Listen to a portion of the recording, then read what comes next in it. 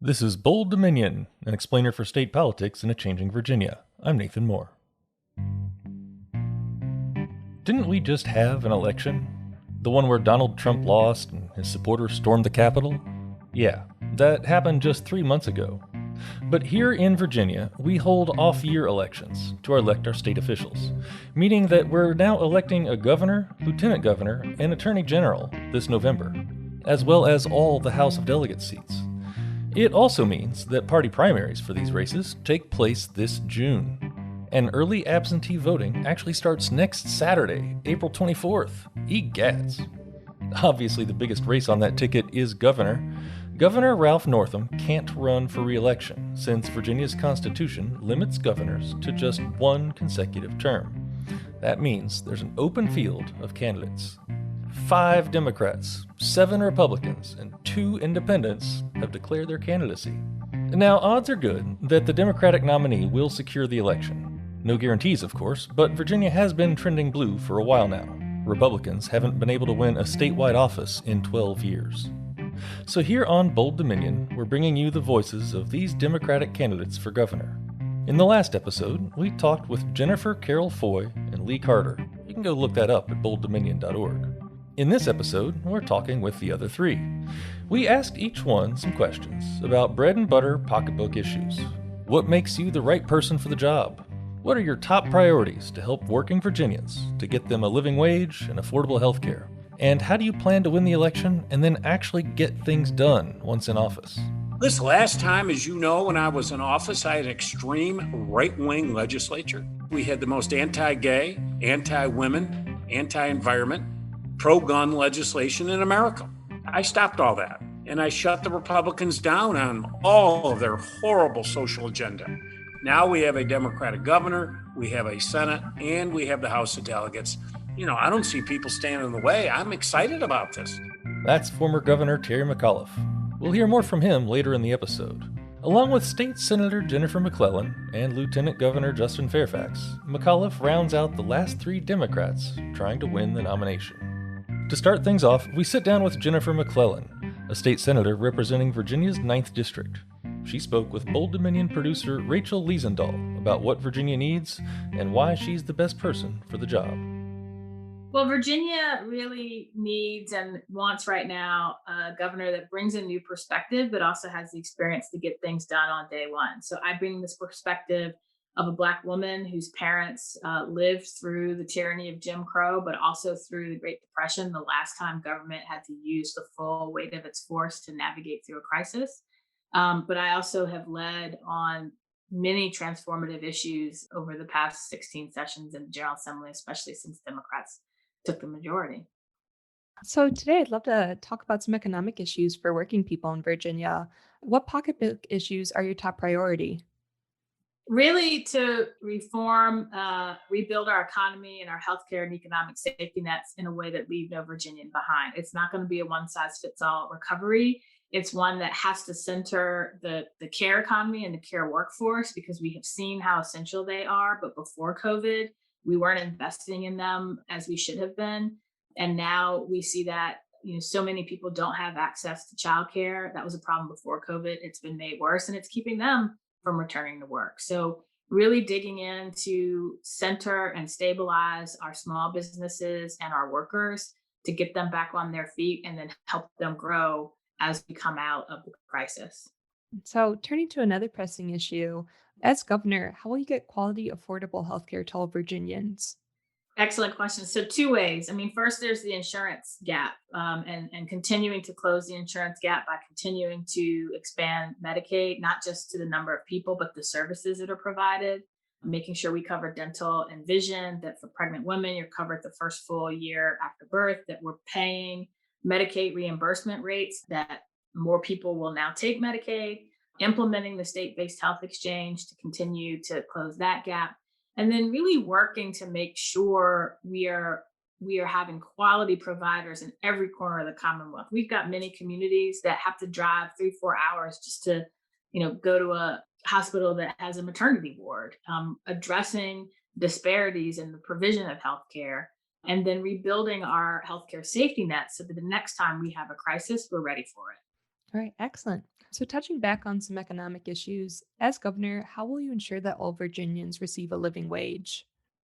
So first, we've got to continue getting to $15 an hour minimum wage as quickly as possible, accelerating it, and was proud to to support that bill. But we've also got to continue removing exemptions to the minimum wage. And I was proud to carry bills that removed exemptions for domestic workers, home care workers. Now we've got to also include farm workers, and then really working to make sure that those workers who are misclassified as independent contractors, or who have wage theft, that we are enforcing laws we put in place over the past year to help fight those, making sure our attorney general's office has the resources it needs to investigate and hold people accountable for wage theft and misclassification of workers.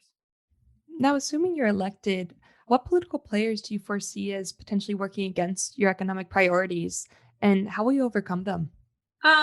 Republicans seem to fight a lot of things that I've been working on, but I spent 14 years in the minority where I had to work with them to get anything done. And the first step is finding common ground and starting from there, but then building the grassroots support, making sure that you are centering the people and their needs and their perspectives, and that I'm not just creating a seat at the table for them, but taking the table out into our communities, because sometimes hearing directly from the people how government policies impact them is more effective than anything that I can say. And then making sure that our business and workers are talking to each other and not past each other. Business and workers is a symbiotic relationship. Too often we pit them against each other, but we've got to bring them to the table and say, look, here are the problems we're trying to solve. Let's do it in a way where we're listening and focusing on the needs of both and uplifting both. Now, for our final question, I'd love to talk a little bit about your campaign strategy. Former Governor Terry McAuliffe is up in some early polls, and his campaign is fairly well resourced. Despite these things, how will you win the election?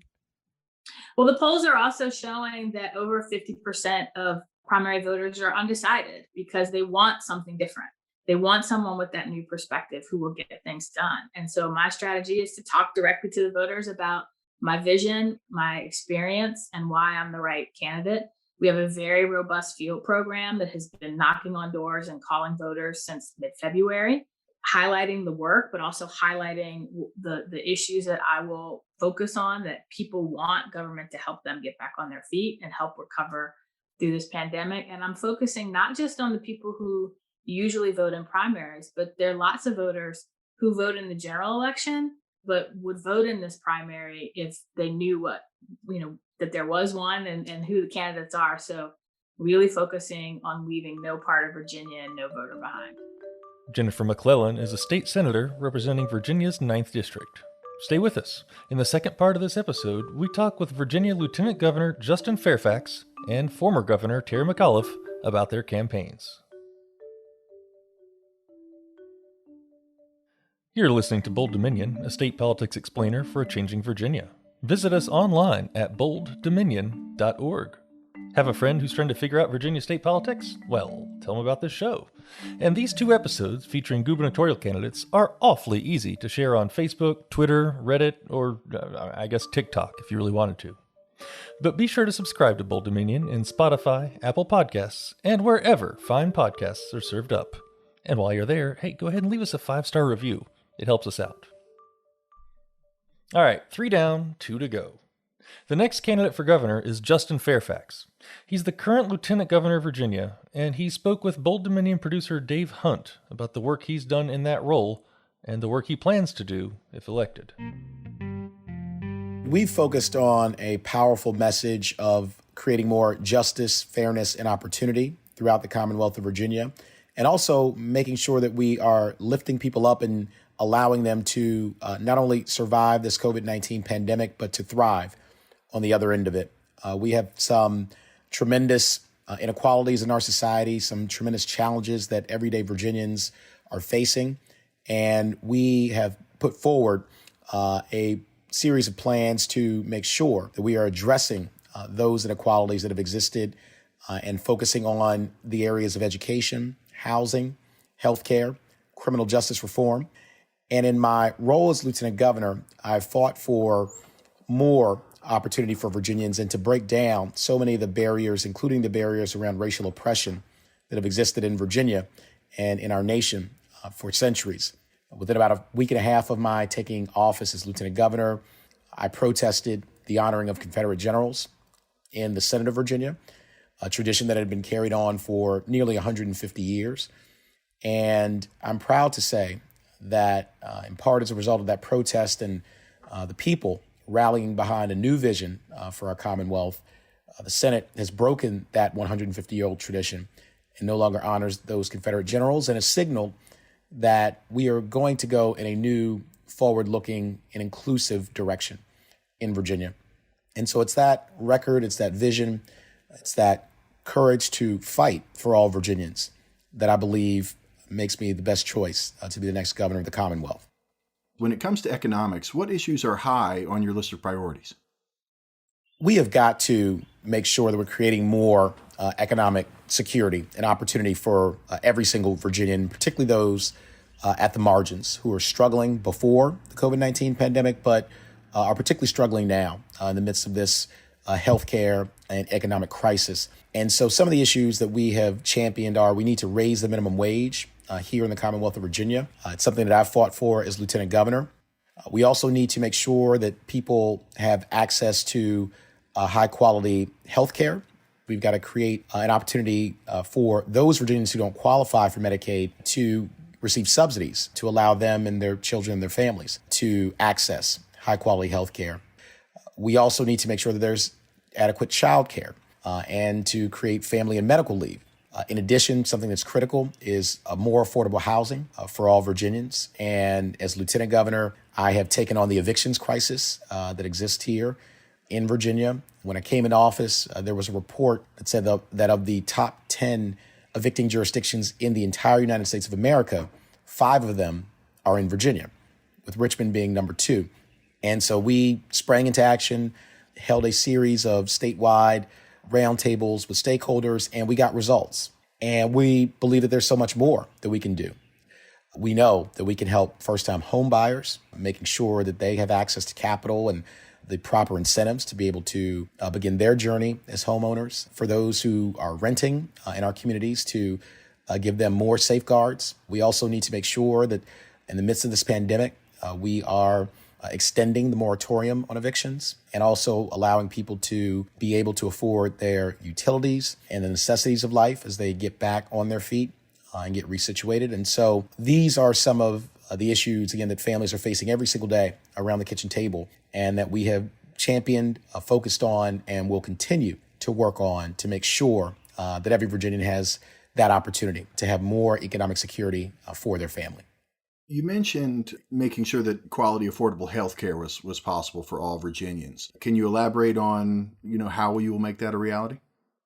First of all, we know that there are a large number of Virginians who today are uninsured. We want to work with the SCHIP program, federal state partnership, to make sure that we are getting all of the children that we possibly can enrolled in that program. Again, providing subsidies for families that fall outside of the Medicaid expansion income limits. We know that about 138% of the federal poverty level is where currently people are eligible under Medicaid expansion. And for those who fall outside of that, it is still difficult for many of them to afford health insurance. So we want to provide state subsidies to allow people to buy in on the state exchange to health insurance at an affordable rate to make that more accessible to their families, and pooling a higher risk Virginians to make sure that we have opportunities to lower the costs for them to be able to acquire health insurance.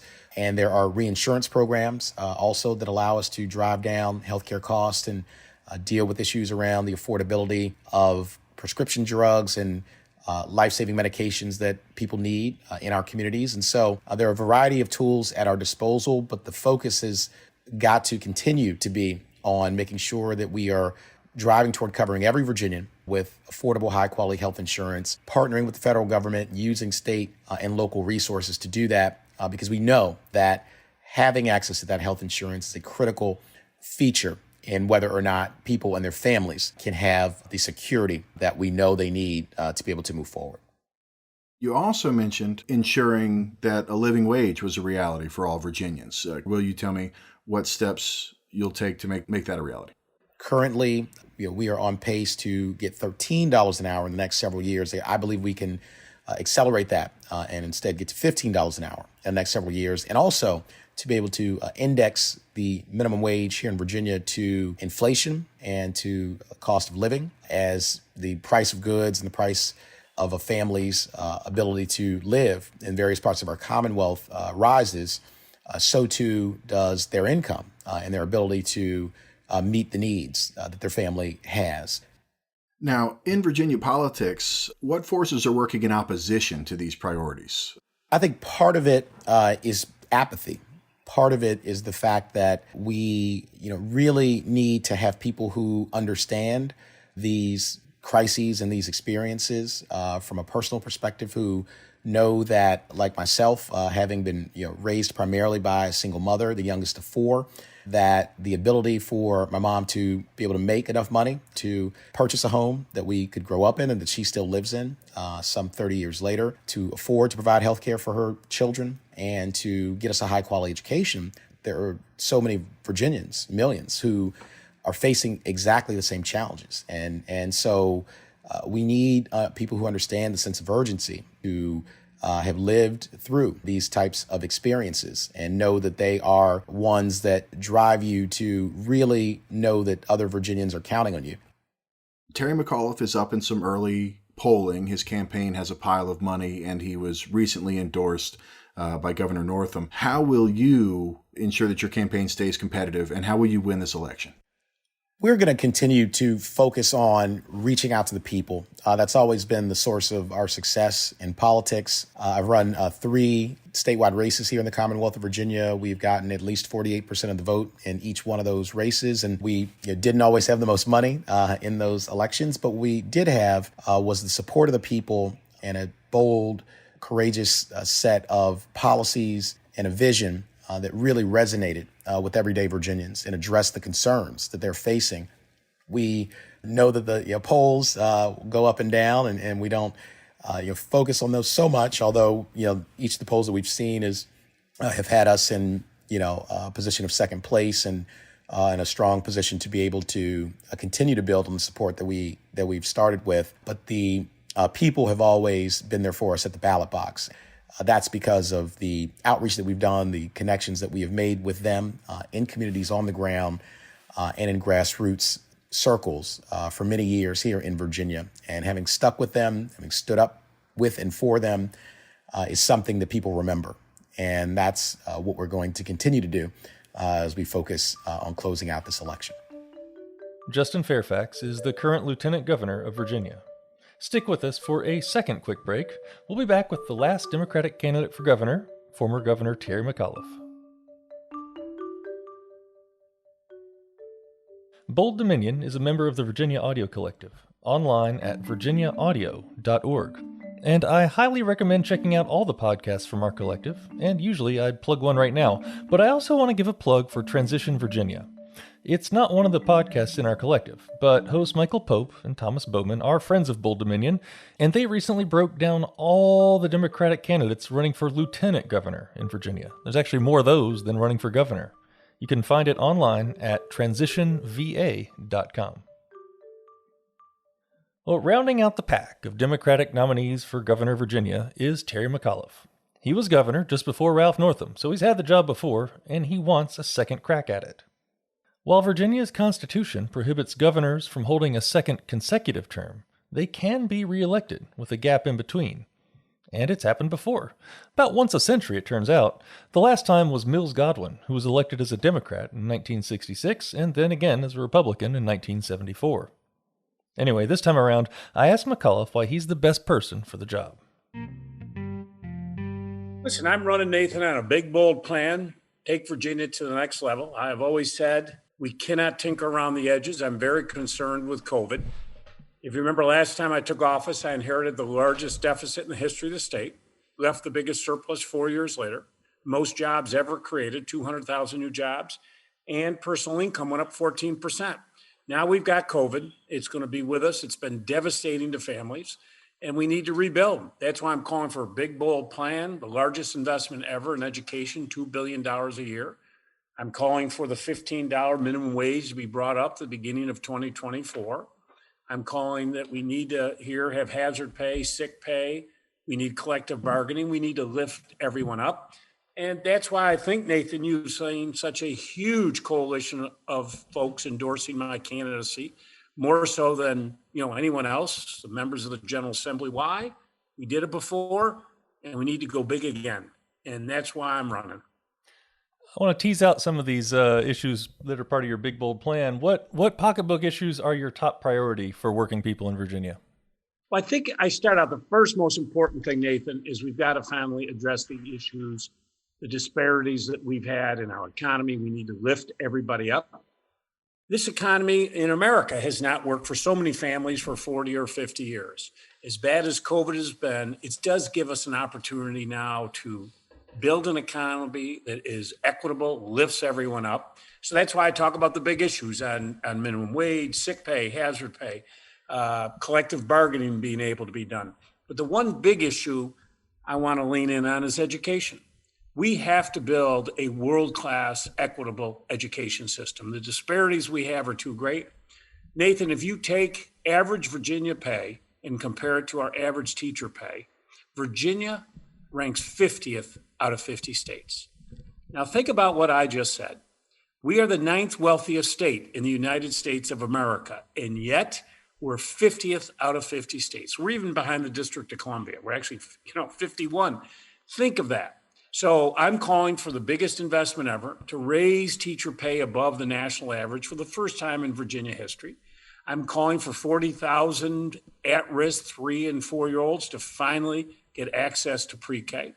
I'm calling for every single child in Virginia to have access to broadband. Today, we have 14% of our children don't have access. And how is that fair during COVID when people are online learning and many of our students can't online learn? I've also called for diversifying our educator base when 50% of our students in K-12 are students of color, and yet over 80% of our teachers are white. So I've called for a Lucy Sims scholarship.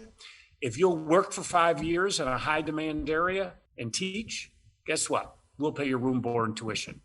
Terry McAuliffe, I appreciate you sharing some of the education plans. I want to talk a little bit about healthcare as well. As governor, how will you get quality, affordable healthcare to all Virginians?